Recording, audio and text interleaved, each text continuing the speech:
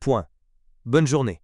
Si vous vous demandez si cela vaut la peine d'acheter une Mercedes-Benz classe EW211 et quels problèmes vous pourriez rencontrer lors de son fonctionnement, alors vous êtes au bon endroit. Ainsi, les voitures Mercedes-Benz ont toujours été célèbres pour leur carrosserie solide. Le W211 ne faisait pas exception, mais avec une mise en garde. Si un éclat sur la carrosserie apparu il y a 7 à 8 ans n'a pas été retouché pendant cette période, il y aura dans tous les cas de la rouille à l'endroit du dommage. Rappelons que sur la classe E, les couvercles du capot et du coffre, ainsi que les ailes avant, sont en aluminium.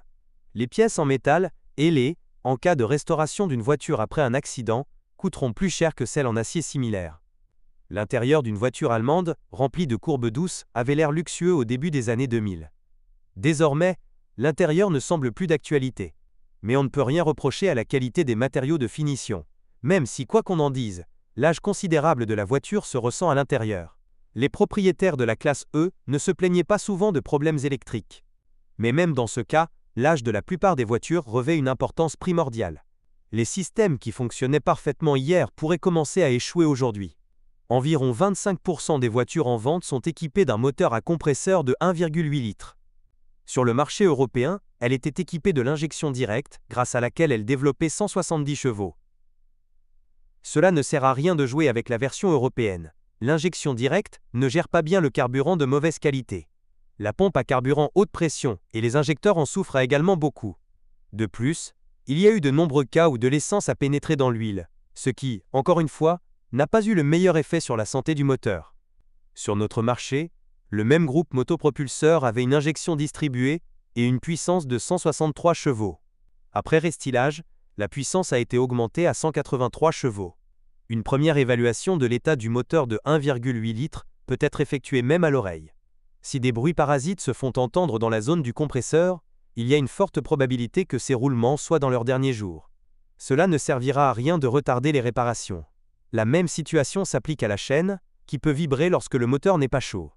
Si la chaîne tendue n'est pas remplacée rapidement, l'entraînement du déphaseur échouera d'abord et, à l'avenir, la culasse devra également être réparée.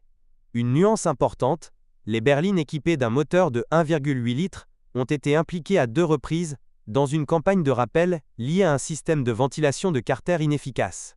Avant d'acheter une voiture, vous devez absolument vous renseigner si une voiture spécifique a été rappelée pour cette raison.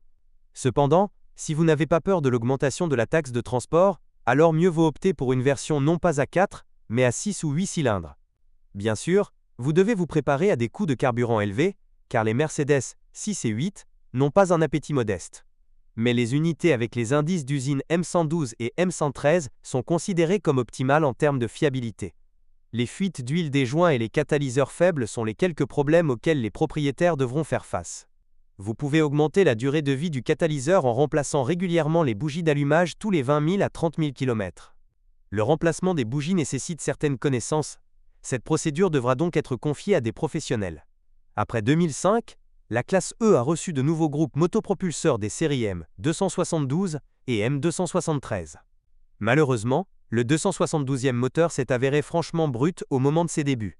L'usure très rapide de la chaîne de distribution et des pignons est le principal problème de ce groupe motopropulseur. Mais le pire, c'est que des copeaux de métal pourraient pénétrer dans l'huile, après quoi le groupe cylindre-piston a commencé à s'user à un rythme accéléré. Dans le même temps, dans le moteur M272, les ingénieurs ont abandonné les chemises en fonte au profit du nouveau revêtement à l'usile. Ce dernier a une attitude extrêmement négative envers les abrasifs. Les poussières les plus fines usent presque instantanément les parois du cylindre. Les rabats en plastique utilisés dans le collecteur d'admission se détachent avec le temps. Ils ne peuvent pas être réparés. L'ensemble du collecteur doit être remplacé, ce qui nécessite beaucoup d'argent.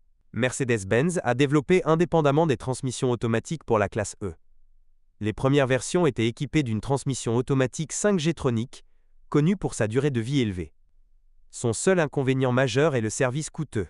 Bien que la société allemande assure qu'une vidange d'huile dans une transmission automatique n'est pas nécessaire, les mécaniciens qui connaissent bien la classe E conseillent de le faire tous les 60 000 km. Après 2004, la voiture a commencé à être équipée d'une boîte de vitesse 7G tronique à 7 rapports. Structurellement, la nouvelle automatique s'est avérée beaucoup plus complexe que l'ancienne, ce qui n'a pas eu le meilleur effet sur la fiabilité. Le 7G tronique ne durera que les 200 000 km requis si vous changez l'huile de la boîte tous les 60 000 km. Même si cela ne vous épargnera en aucun cas les aléas de l'électronique. La société Siemens, responsable du développement de l'électronique de contrôle, n'a pas pu, pour une raison quelconque, fabriquer une carte électronique véritablement fiable. Une autre erreur de calcul des ingénieurs qui ont travaillé à la création de la transmission automatique à 7 vitesses a été l'installation d'une cloche insuffisamment solide. Au fil du temps, des fissures s'y forment. Le poêle hydraulique s'est également avéré trop délicat, n'aimant pas l'huile sale et les surchauffes régulières. Pour cette raison, les solénoïdes se bougent souvent et les ressorts se brisent. En conséquence, le corps de soupape commence à ne pas fonctionner de la meilleure façon, compromettant simultanément la durée de vie d'autres parties de la transmission automatique. Lors du diagnostic initial de la transmission automatique 7G-tronique, il convient d'inspecter les aimants du carter d'huile. S'ils sont recouverts de copeaux de métal, des réparations sérieuses et coûteuses de la boîte sont imminentes. La suspension à ressort de la Mercedes-Benz classe E ne donne lieu à aucune critique. On ne peut pas en dire autant de la suspension pneumatique. Les cylindres sont chers et n'aiment pas la saleté et les basses températures, qui sont précisément les conditions dans lesquelles la plupart des voitures sont utilisées dans notre pays.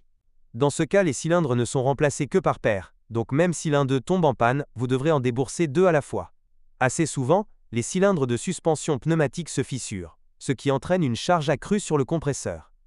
Si la fuite n'est pas éliminée, elle épuisera sa durée de vie beaucoup plus tôt que prévu. Sur les voitures d'avant-restylage, la société allemande a utilisé un ingénieux système de freinage SBC, dans lequel une pompe hydraulique électromécanique a été intégrée à l'unité ABS, au lieu d'un surpresseur à dépression conventionnel. La durée de vie du nouveau système s'est avérée si courte que les problèmes de frein de la classe E pourraient commencer après 3 à 4 ans de fonctionnement. L'entreprise allemande a même annoncé un rappel, mais rien ne garantit que toutes les voitures produites soient parvenues chez les concessionnaires officiels. Les réparations et surtout l'achat d'une nouvelle unité SBC coûteront très cher.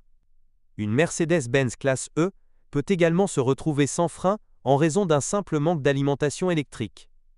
L'état du générateur et des 2 batteries doit donc être surveillé de près. Si vous êtes propriétaire, assurez-vous de laisser un commentaire sur cette voiture. Votre avis aidera certainement les autres à choisir une voiture.